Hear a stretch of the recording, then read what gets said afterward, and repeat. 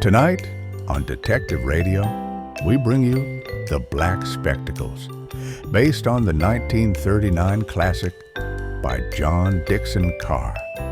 Known for crafting elaborate, logic-defying puzzles, Carr once said a mystery should seem like black magic, until the detective reveals the rational truth. Starring Donald Sinden as Dr. Gideon Fell, this episode unravels a truly baffling case. A man is poisoned during a staged demonstration with 3 witnesses watching, yet none can agree on what they saw.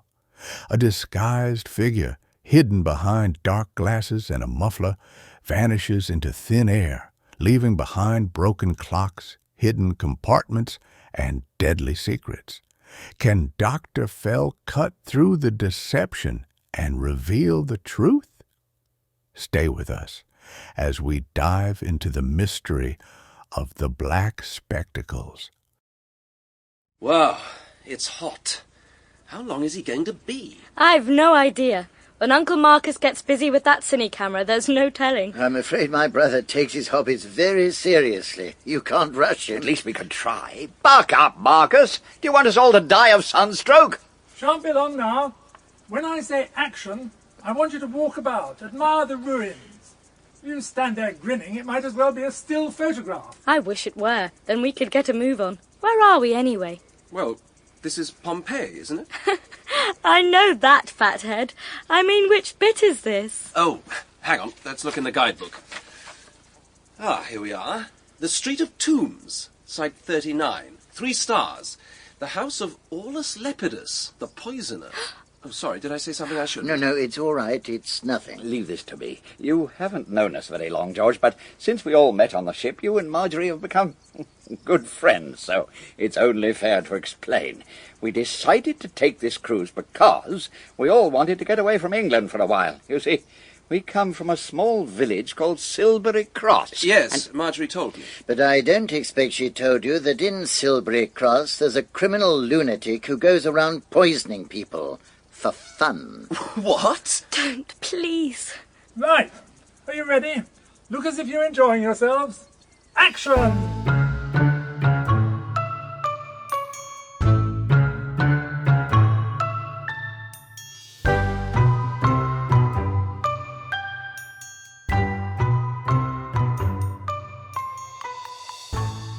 Extracts from notes made by me, Gideon Fell, on August the 10th, 1938, concerning the mystery at Silbury Cross. I had already heard something of the matter when Chief Superintendent Hadley called to see me at Adelphi Terrace. The Chief Constable, Major Crowe, has asked for assistance. Apparently the local chaps haven't reached any definite conclusion. The trouble is, the outbreak of poisoning happened 3 months ago, so the trail's pretty cold. But since the Chesney party got back from their Mediterranean cruise, things have turned nasty.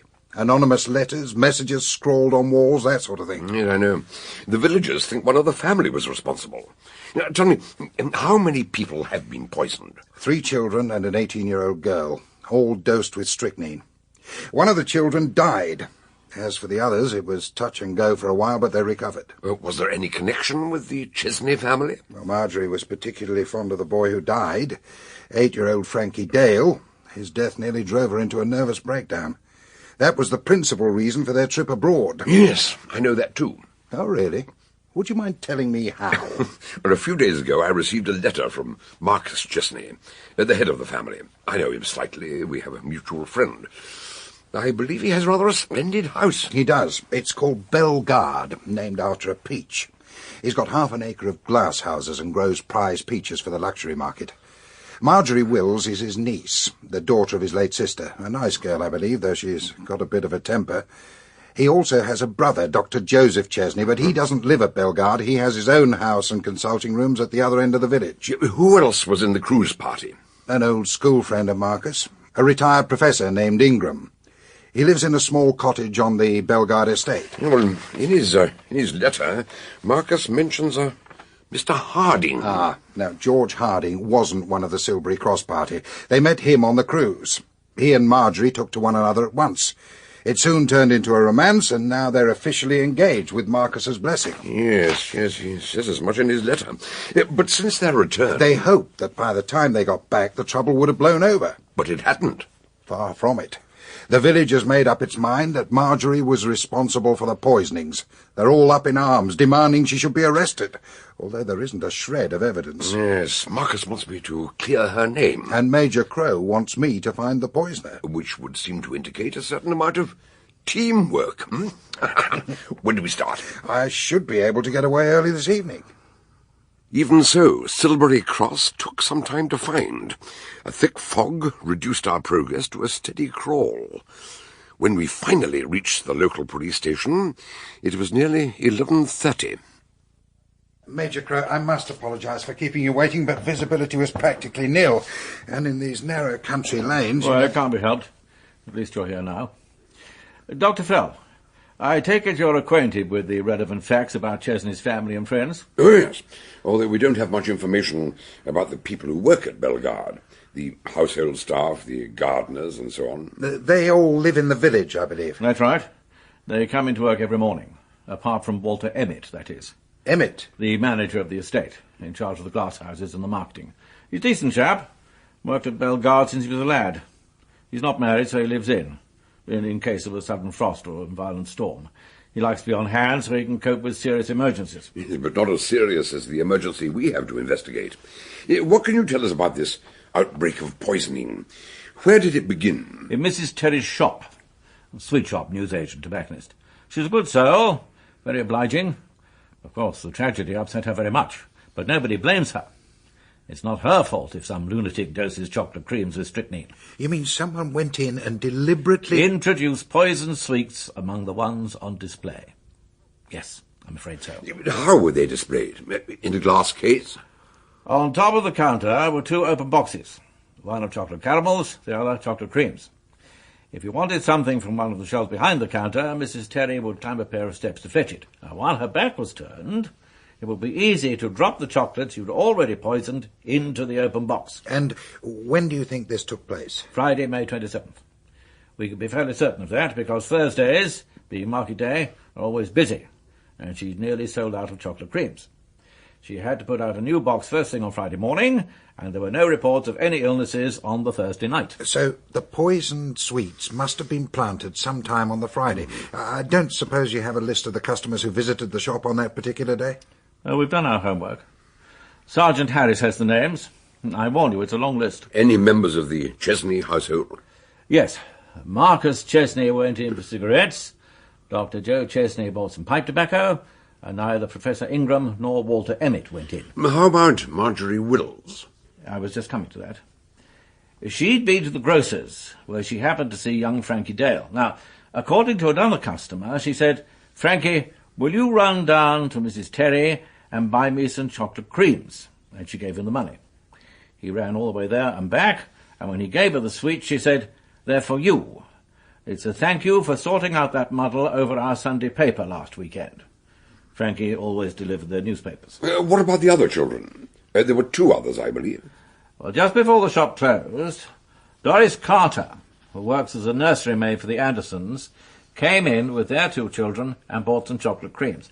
After supper, the children were allowed one each and complained that they tasted bitter. Now, when Doris tried one herself, she decided they'd gone bad and put them aside to take back the next day. That night, all three were violently ill. But they recovered, thank God. Tell me about the boy Frankie. Well, unfortunately, he wasn't so particular. He wolfed the lot. The cramps started about an hour later, and he died in terrible pain at 10:30 that night. Poor little devil. How about the Andersons' chocolates? Were they sent away for examination? Naturally. They'd been carefully injected with strychnine through a hypodermic syringe. The needle marks were almost invisible. But where would Marjorie have got a hypodermic, let alone a quantity of strychnine? She's very friendly with Dr. Joe. Always in and out of his house. He does keep strychnine in his surgery, and he might have left a few grains lying around. Well, as I say, since they all got back from their trip abroad, local feelings have been running wild. They know Marjorie gave the lad chocolates, and they're out for blood. Yes, Marcus wrote to me the other day, asking for help and advice. He says they're threatening to smash up his greenhouses. He marched in here demanding instant results. If we couldn't solve the mystery, he'd do it for us. Then he began asking a lot of silly questions. What sort of questions? Oh, he wanted to know the exact size of the chocolate boxes on Mrs. Terry's counter. When I said I didn't know, he told me I lacked the power of observation, like everyone else. Yes, that's one of his pet theories. He says most people are incapable of describing what they see. In fact, he's challenged me to... Come in. Excuse me, sir. Telephone call from Dr. Chesney. He must speak to you right away. Right. Back in a moment, gentlemen. He wasn't gone very long, but by the time he came back, his manner had changed. His face was very grave. Sorry to have kept you waiting, but I'm afraid the situation has developed dramatically. Joe Chesney tells me that his brother Marcus is dead. Marcus? Apparently poisoned with cyanide. And, well, I can scarcely believe this myself, but... Go on. He also says 3 people watched Marcus being poisoned, right in front of them. But not one of them can say what happened.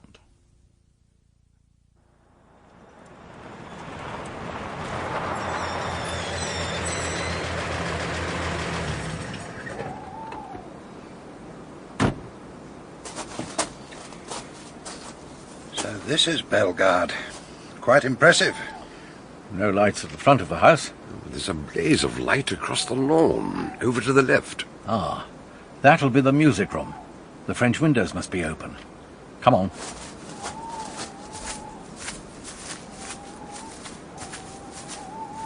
That must be a very powerful light. Hello. What's all this? Outside the windows, various articles were scattered on the grass. A slouch hat, a long raincoat, a brown muffler, together with a pair of dark glasses, and a black Gladstone bag. Entering the room, we found a man sitting at a table, lit by a brilliant photo-flood lamp, and we recognized the smell of bitter almonds. Marcus Chesney was slumped in his chair, his face purple and swollen, with traces of froth on his lips. There were 2 objects on the table, a pencil and a box of chocolates with a pattern of flowers on the lid. A wall clock showed the time. 12:45, which according to my watch is correct. Major Crow? Oh, thank God you're here. Chief Superintendent Hadley, Dr. Gideon Fell, Dr. Joseph Chesney. How do you do? So tell us, what the devil's been going on? I wish I could.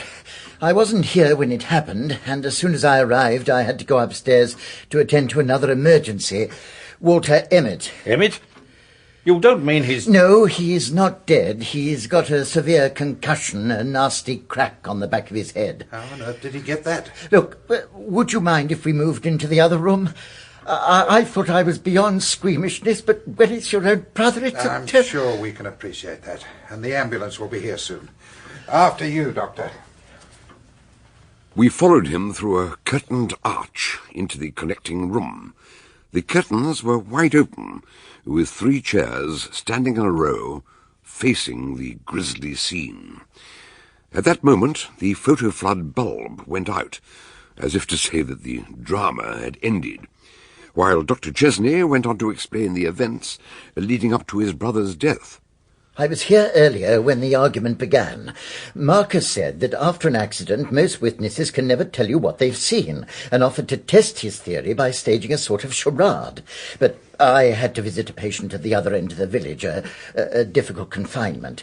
Now, he said the show wouldn't start till midnight, so I said I'd try to get back if I could. I arrived at 12:10. Too late to help him, poor old boy. So 3 people actually watched the show? Yes. They saw every move the murderer made, but they can't agree on anything that happened. And those 3 people were... Professor Ingram, Marjorie, and her fiancé, George Harding, who's staying for the weekend. Well, at least one good thing's come out of this damn business. I beg your pardon? Well, in the last few months, some people have accused my niece of being a murderer. But whoever killed my brother, whoever the poisoner is, it can't be Marjorie. And, well, if Marcus had to peg out to prove that, it's worth it. Excuse me, Uncle Joe. Could you go up to Walter? There's something about the way he's breathing. Oh, yes, of course. Right away. Miss Wills, this is Chief Superintendent. Oh, that light's gone out. The bulb can't have burnt out already, surely. Oh, I beg your pardon. Did you say something? This is Chief Superintendent Hadley from Scotland Yard and Dr. Gideon Fell. I suppose you've come to arrest me. Sorry. No, but we'd like to ask you a few questions. Yes, it might be a bit easier if we closed these curtains. I expect you want to know how all this began. Well, yes, indeed, I do. During dinner, Uncle Marcus was saying that people can never describe what they've seen. And you disagreed with your uncle? I told him that might be true about men, but women were far more observant. Of course, Uncle insisted he was right. Then he asked George to take his cine camera and film the whole thing, so there wouldn't be any arguments afterwards. Great Jupiter! Do you mean to say that you've got it all on film? Yes, that's why he used a photo flood lamp. So as soon as we get the film processed... Now, one moment. Now, we know you and Mr. Harding and the Professor made up the audience. And what about the gentleman who got bashed over the head? Walter was Uncle's assistant. He was supposed to be the other actor in the show, though we didn't know that. He came in dressed in some old clothes and... What time was this? Well, we took our places at about 5 to 12. The curtains were closed like they are now. Then Uncle came through and gave us a little lecture. Our half of the room had to be in total darkness and we mustn't speak during the show. Then he opened the curtains and sat down at the table, and then... Go on. On the table there was a box of chocolates, a pen and a pencil. He picked up the pencil, then the pen, and pretended to write. Then the French windows opened and that horrible man came in. Can you describe his appearance? George says he looked like the bogeyman, and he did. He had a slouch hat and a long raincoat with the collar turned up and a muffler round his face. He wore black glasses, and he was carrying a black bag, which he put down on the table. Uncle said, "You've done now what you did before. What other things will you do?" And the bogeyman produced a pillbox and shook out a green capsule, the kind they used to give children castor oil. And he tipped back Uncle's head and forced the pill down his throat. It was horrible. Then he picked up his bag and went out. Uncle just sat there fidgeting with the pen and pencil. Then suddenly he flopped forward onto his face. But that wasn't how we found him. Oh, no. He got up and bowed and closed the curtains. We waited for something else to happen. But then he turned the lights on and came in with a piece of paper saying we had to answer some questions. But did you ask him any questions? The professor said, "Who was your weird companion?" Uncle laughed and said that was Walter. He helped me plan it. Then he called, "All right, Walter, you can come in now." But there was no answer. We found Walter outside the French windows, with blood trickling from his mouth. He'd been unconscious for some time. So the bogeyman wasn't Walter after all, and that was when Uncle Marcus collapsed. Marjorie? My God, what have you been saying to her? Hasn't she suffered enough? George Harding's outburst was cut short by the arrival of an ambulance to collect the body, and Marjorie went up to her room to lie down. While the police procedures were carried out, Hadley and I began our own investigations, finishing up in the library, where Major Crow introduced us to Professor Ingram. How do you do? I was about to say this is a great pleasure, Dr. Fell, but under these circumstances, well, you know what I mean. I do indeed, yes. We're sorry to intrude on you at a time like this. We have a job to do. I'm sure you both understand that. Of course. We're only too anxious to help. Well, in that case, Mr. Harding, perhaps I might begin by asking how long you've known Miss Wills. Well, actually, it's very strange, because we only met a few weeks ago on the ship. But I feel as if I'd always known her.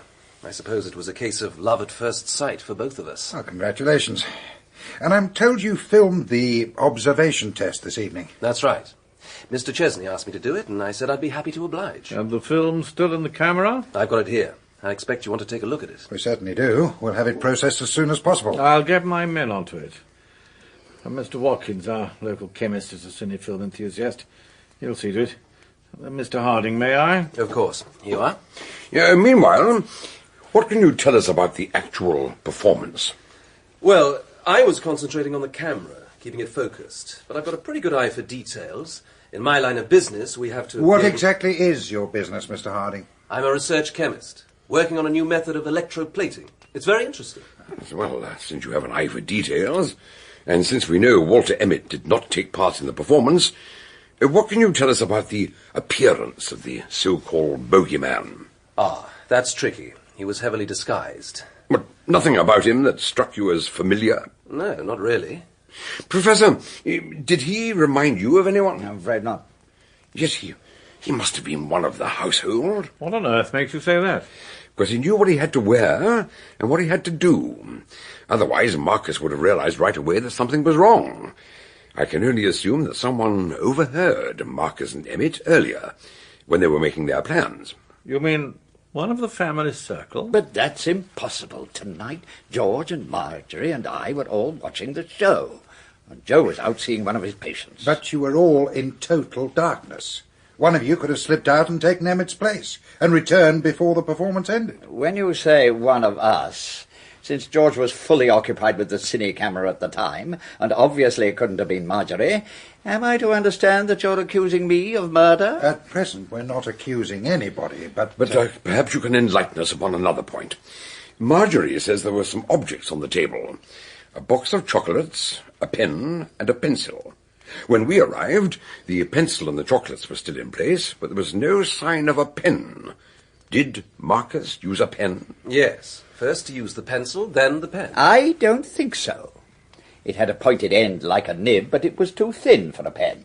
In fact, it looked more like one of those poisoned darts that savages use, with a blowpipe. Oh, for heaven's sake! Why not? It's just the sort of thing Marcus would do to fool us. But there was also a serious purpose to the whole business. It wasn't just an observation test. It was to demonstrate how the chocolates in the sweet shop could have been poisoned without anybody noticing. Did he tell you that? No, but he dropped a hint. Before we went into the music room, I drew him aside and asked him what he was up to, and he said, "Watch carefully, because you might see how the chocolates were poisoned, though I bet you won't spot it." Oh, yes, I know all about that. What do you mean? Well, I know how it was done. It was very simple. Sorry to trouble you, sir. Yes, what is it, Sergeant? Miss Wills is here. She's feeling better and she'd like to join you, if that's all right. By all means. Come in, Miss Wills. Thank you. I'm sorry I was so stupid. I'll be fine now. One other thing, sir. I'd appreciate a private word, if you can spare a minute. No, very well. What is it, Harris? Sit down, my dear. Now, do you feel sufficiently recovered to answer a few more questions? Look here, is this really necessary? She's had a terrible shock. Marcus Chesney had prepared a list of questions which he intended to put to you. It was still in his pocket, and it might help us considerably if you'd try to answer those questions now. I'm sure we shall do our best. Thank you. The first question. At what time did the performance begin? Midnight. Yes, it was about midnight. In fact, it was 1 minute before midnight. I made a particular note of the time. You mean you looked at your watch? Oh, no, we were in pitch darkness, but I could see the clock on the wall behind Marcus. So could I, and I still say it was midnight. Of course, the clock could have been wrong. It wasn't. I checked that when we arrived. Yeah, but Marcus might have put the clock forward or back while the curtains were closed. That could have been another of his little tricks. No, it couldn't. You can't alter the time on that clock. Somebody broke the little spindle that turns the hands. It's never been mended. Besides, what difference would it make? It would make a big difference to the alibi of someone who wasn't here at midnight. You mean, surely you're not suggesting... No, let's try the next question. Was there a box on the table? If so, can you describe it? Of course there was. A box of chocolates with a pattern of green flowers. Sorry, my dear. Yes, there was a box, but the flowers were blue. Yeah, well, it's not worth arguing about. As it happens, you're both right and both wrong. Next question.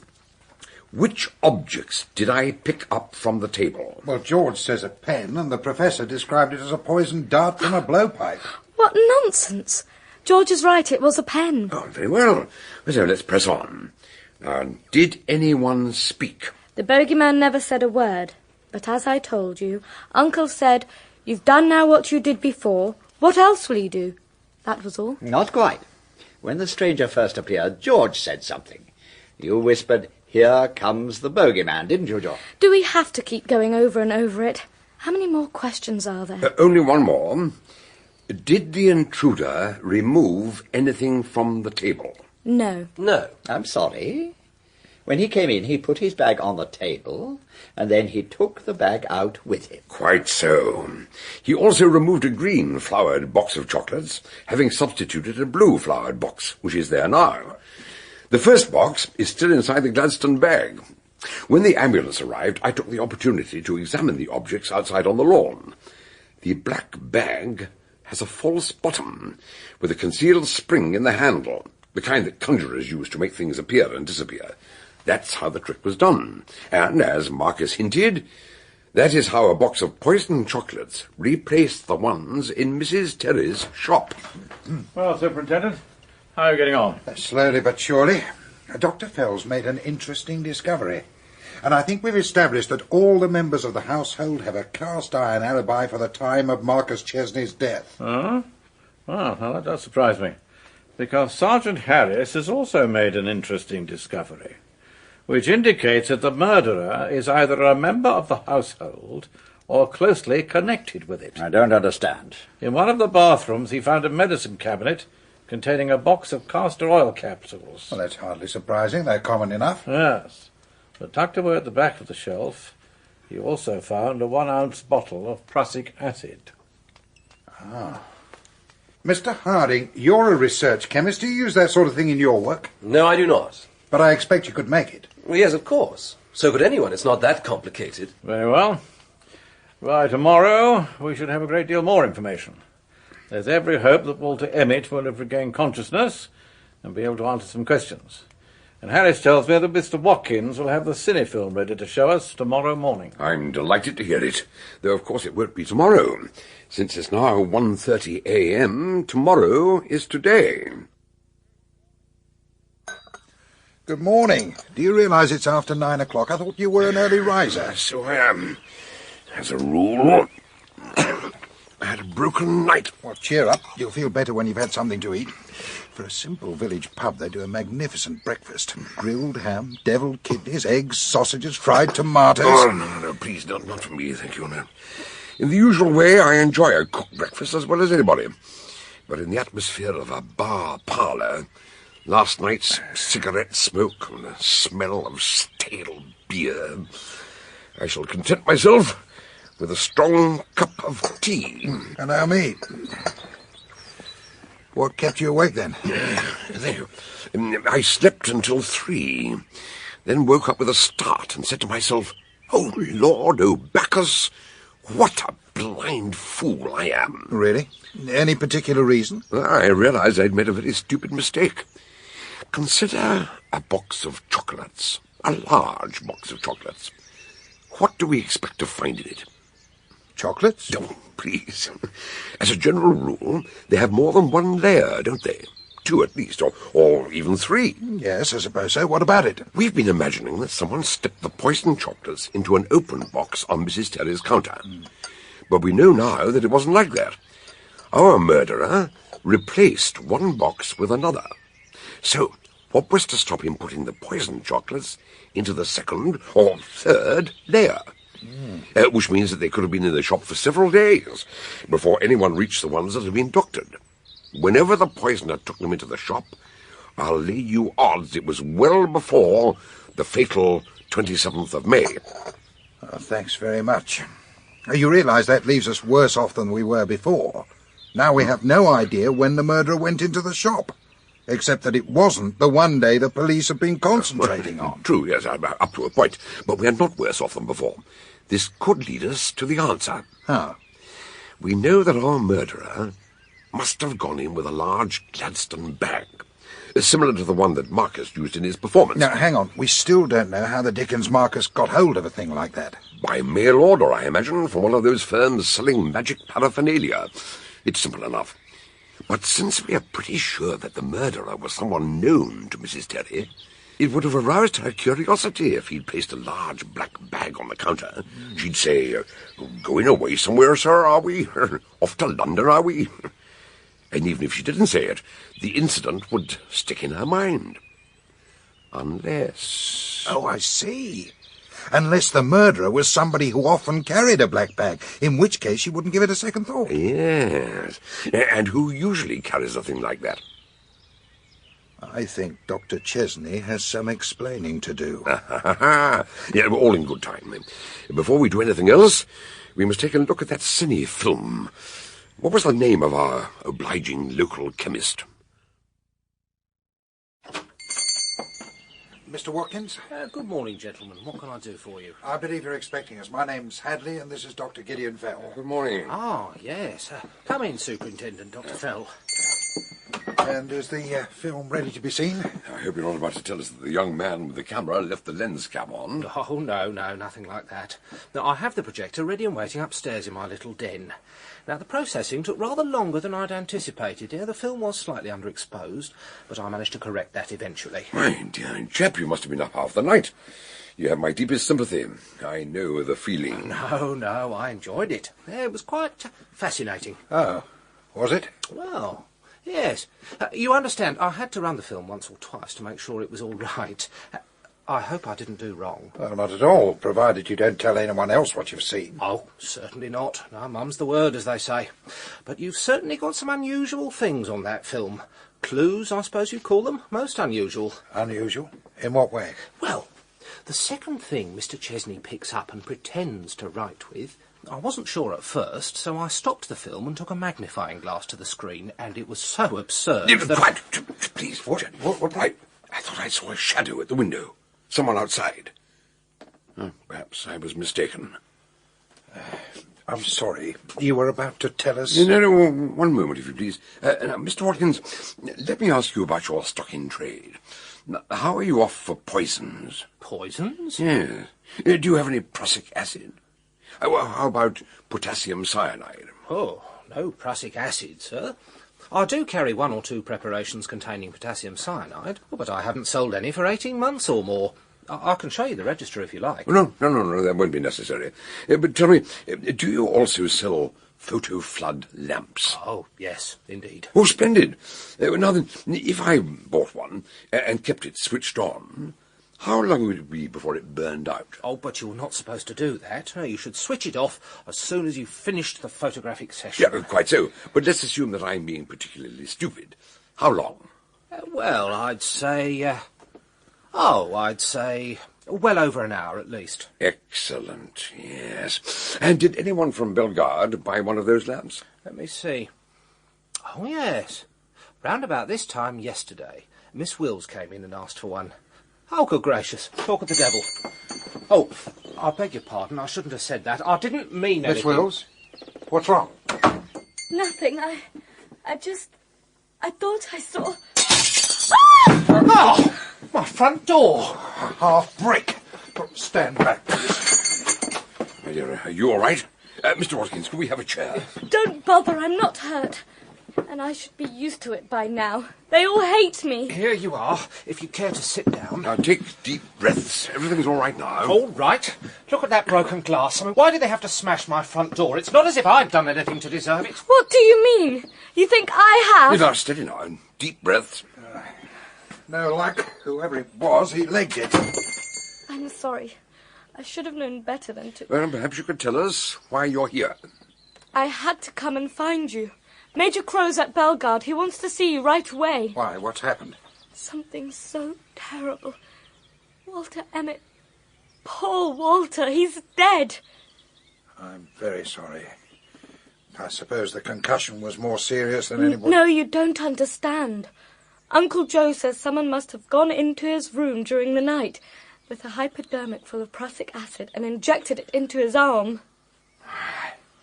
I've met the powers of hell before now, but never when they moved with such deliberate and thoughtful care. One thing I don't understand. The Major knew we were here. Why didn't he telephone instead of... He tried. I mean, he asked me to phone you, but this line must be out of order. Well, could you try your phone, Mr. Watkins? Yeah, of course. Miss Wills, I'm so very sorry. Oh, I don't know what to say. Hello? Operator. Yeah, I was just checking the line, but it seems to be all right now. Sorry to have troubled you. Don't hang up. Get on to Bellegarde, would you please? I'd like to speak to Major Crow. Is it possible to take the phone through into the back room? Yes, of course. I'll lead the way.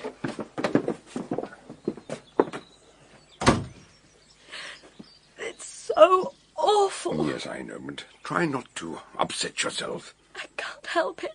I keep thinking about Walter. He'd never done anything to hurt anyone. I was very fond of him. I've known him ever since I was a little girl. He'd have done anything for me. Last night, Uncle Joe said that this morning he'd be able to speak and tell us what happened, and now, why should anyone want to kill Walter? I think you've just answered your own question. Oh, yes, I see. And everything used to be so wonderful.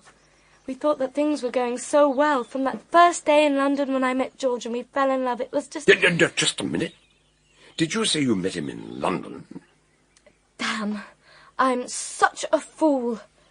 Oh, what does it matter? Why shouldn't you know? I can tell you the whole story now. Last night George said he felt as if he'd known you for a long time. I take it he had. Yes. We met in London early last year when I was taking an art appreciation course, and we fell for one another right away. I didn't tell Uncle Marcus because I knew he wouldn't approve, but when George asked me to marry him, I thought if Uncle found out we'd been meeting secretly, there'd be a terrible ruction. So when he planned a holiday abroad, I persuaded George to book a ticket on the same cruise. He'd been working very hard. He really needed a holiday. And you pretended to meet accidentally. That's right. And everything worked out so well. Uncle really took to him. They all did. Thanks, Mr. Watkins. I'm sorry to have kept you waiting. I spoke to the chief, and he's coming over right away to watch the film. Did you explain that Marjorie was here? Yes. He's arranged for the police car to take her back to Bellegarde. Look, I'm afraid we can't invite you to stay and watch the film, Miss Wills. We haven't seen it ourselves yet. That's all right. I'm not sure I want to see it anyway. When Major Crow arrived and Marjorie went back to Bellegarde, Mr. Watkins, having repaired his front door as best he could, took us up to his den, where we sat facing the screen. He pulled down the blinds to darken the room, then took up his post beside the projector. Ready when you are, gentlemen. Now, before we start, what do we expect to see? We expect to see our murderer, though I'm not sure we shall be able to identify him. What do you think, Dr. Fell? I think on some points I'm certain what we shall see. On other points I'm uncertain what we shall see. On any remaining points, I don't give a tinker's cuss what we see, provided we are allowed to shut up and see it. Oh. Right. Well, carry on, Watkins. Very good, sir. Nothing but blackness. No, a chink of light. As Marcus opens the curtains. The picture's a bit wobbly, but Mr. Harding admitted that he was not an expert cameraman. That's more like it. Settle down. Marcus sits at the table. Well, luckily the focus is sharp. You can even see the clock. 1 minute before midnight. The professor was right about that. He's picking up the pencil. That's what he's going to write. Now he's picking up the pen. No, is it a pen? No, wait a minute. Stop the film. Ah, you spotted it. I thought you would.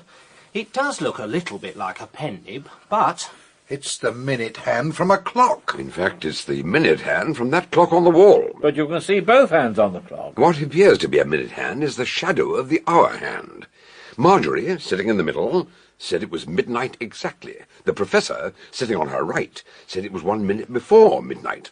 All Marcus had to do before the show began was to unscrew the minute hand and put it on the table. When it was over, he replaced the hand before opening the curtains to take a bow.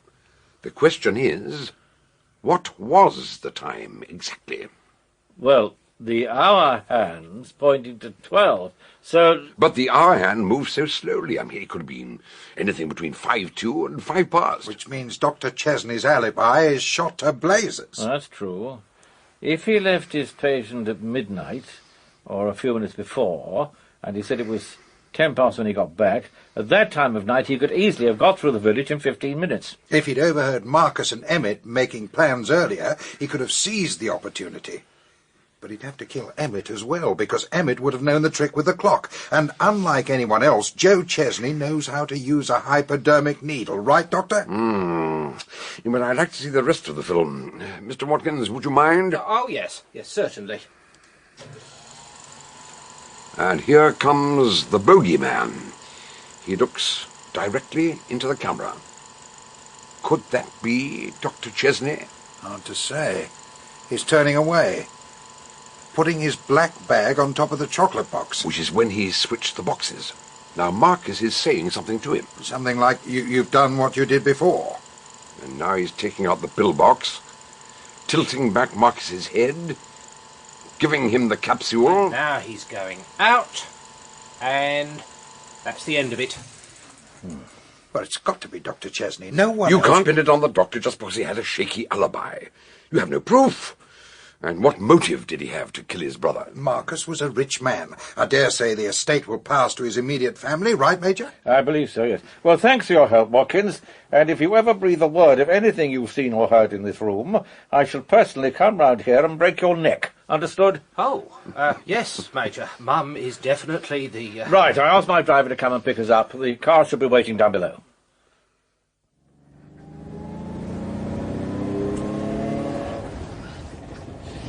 I get the feeling that you have something you wish to say, Major. Well, yes. As a matter of fact, I was anxious to get away before Watkins put two and two together. You see, when you suggested that Marcus's brother had a strong motive for murder, that would apply just as well to Marjorie. Well, she couldn't have dressed up as the bogeyman. She could have had an accomplice. She'd known Walter Emmett since she was a child. He was devoted to her. If she were the one who overheard Marcus and Emmett planning their performance, she could have persuaded him to give her uncle the capsule and then slipped out to meet him when he came off stage, so to speak. And bashed him over the head, knocked him unconscious. I mean, damn it, man, you'd be saying next she poisoned the blasted chocolates as well. I'm sorry, I couldn't tell you this in front of Watkins, but we do have some new evidence. Oh? Last week, a young woman went into a backstreet chemist in Reading, saying she needed cyanide of potassium for photographic purposes. Now, when the chemist questioned her, it was obvious she knew nothing about photography. She lost her nerve and ran away. He reported it to the police, and this morning he read about Marcus's death in the papers. There was a picture of the Chesney family, and he recognized Marjorie at once. Oh, dear. I'm very sorry to hear that. Ah, Bellegarde already. Perhaps I could have a quiet word with the young lady on my own. Miss Wills. Marjorie. I'm sorry to creep up on you like this, but it's necessary for us to have a conversation. Oh, you startled me. Yes, I was afraid so. That's why you didn't phone Mr. Watkins. You never use a telephone, do you? But you're a very skillful lip reader. How did you find out? Now, the first time we met, it struck me as odd that you didn't hear something that Major Crowe said to you. And I'm afraid I was rather suspicious when Mr. Watkins' telephone was out of order. I manage very well as a rule. Most people never guess. I'm not ashamed of my deafness, but I don't see any reason to go round proclaiming the fact. It doesn't make any difference, does it? No. It might even be helpful. But I really came to ask you something else. Could you tell me why you went to Reading and tried to buy some poison? I thought no one knew.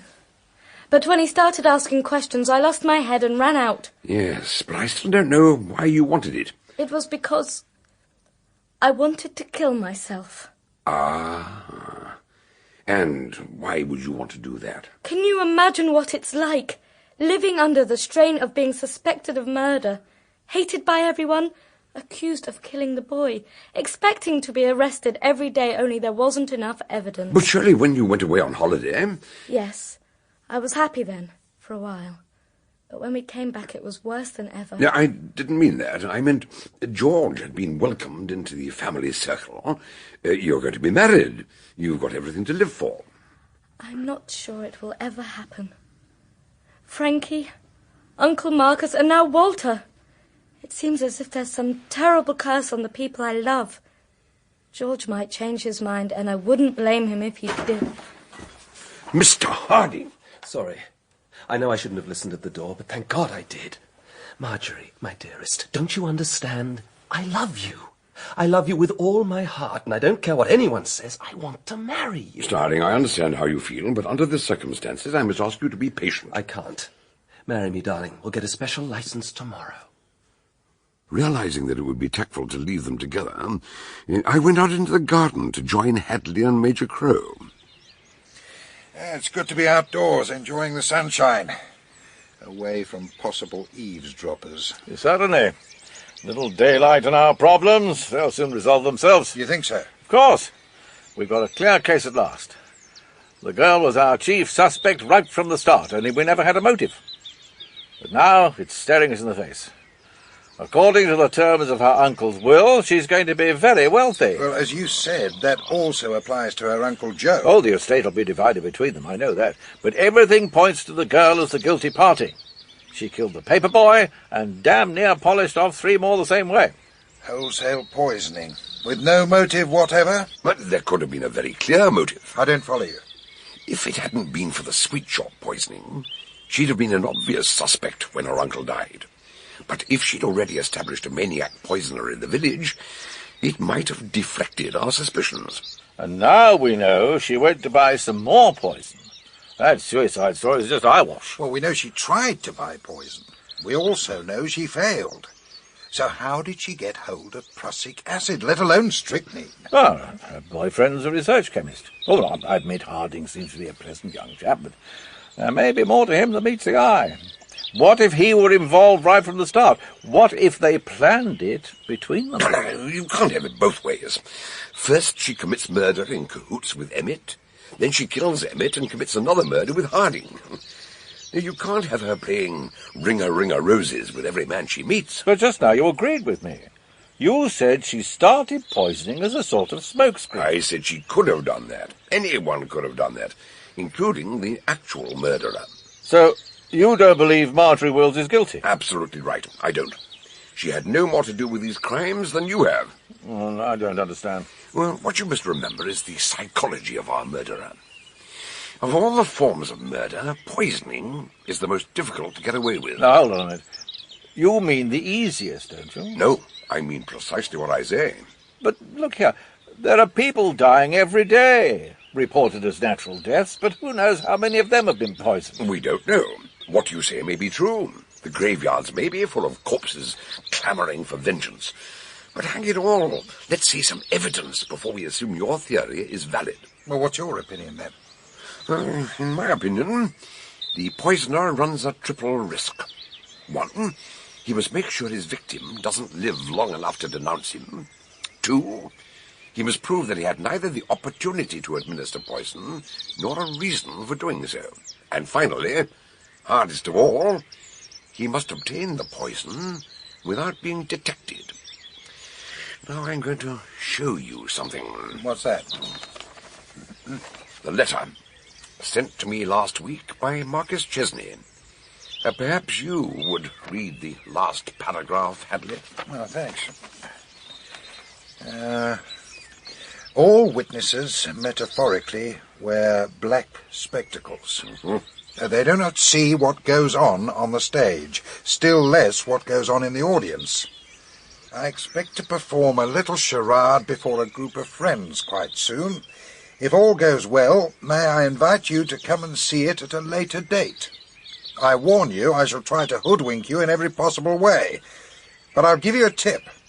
Keep a close eye on my niece Marjorie. Marjorie? But you just said... Yeah, I know.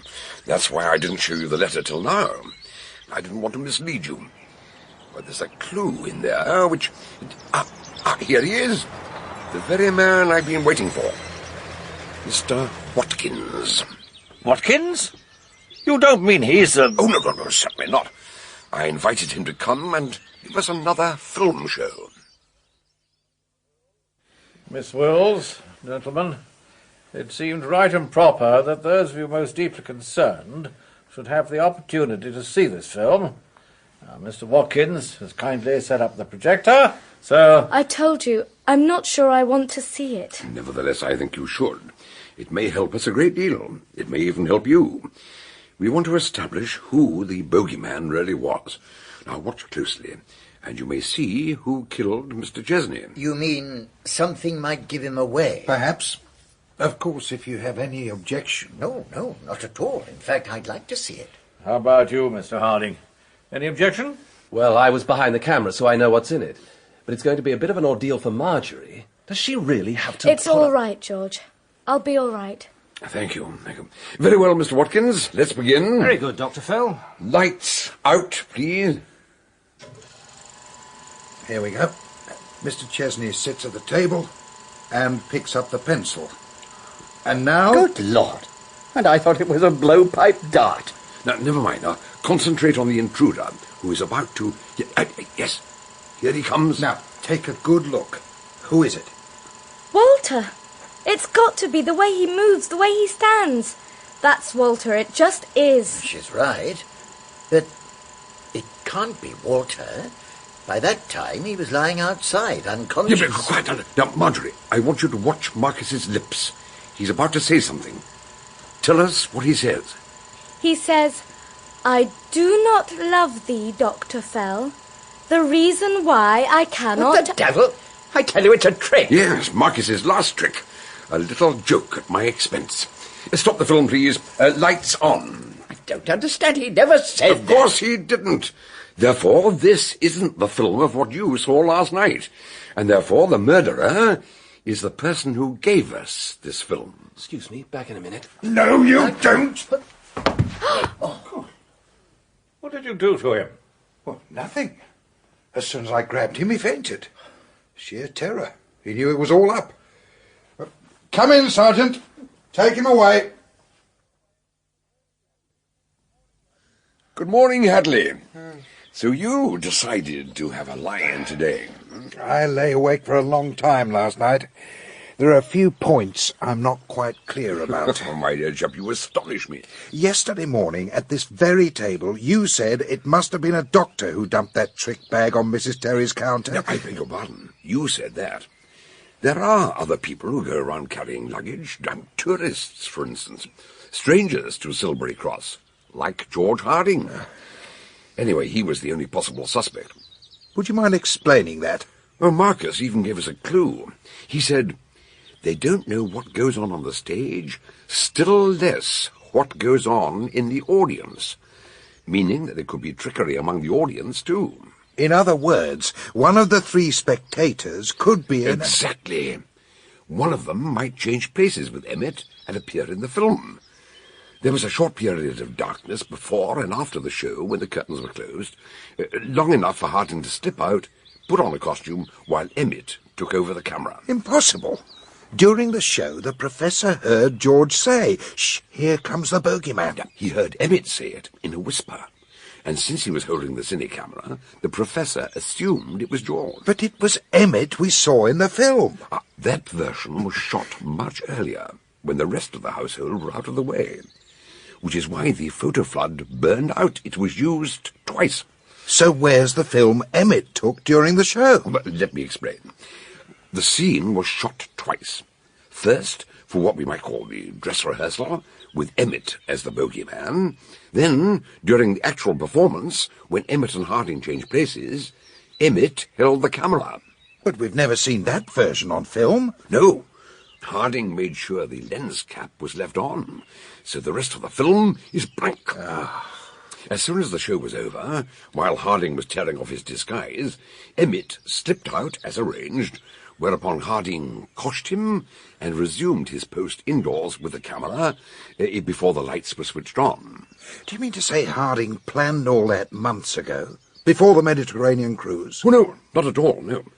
Although as soon as he realized Marjorie was an heiress, he decided to kill Marcus and marry her for her inheritance.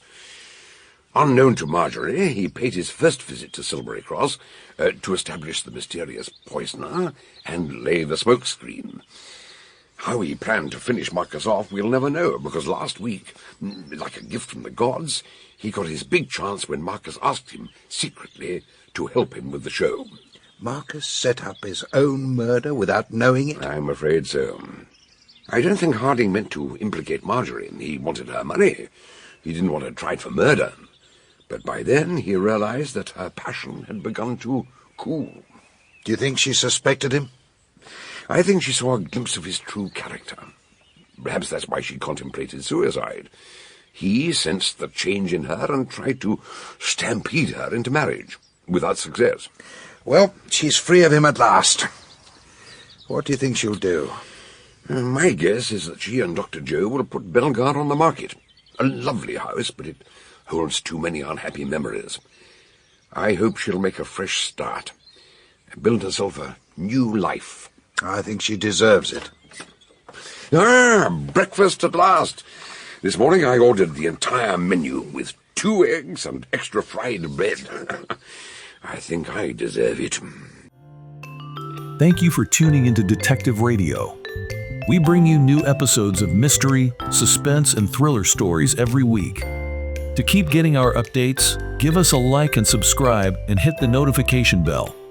For those looking to lend a little extra support, follow the link in the description. Good night, stay alert. Until the next crime.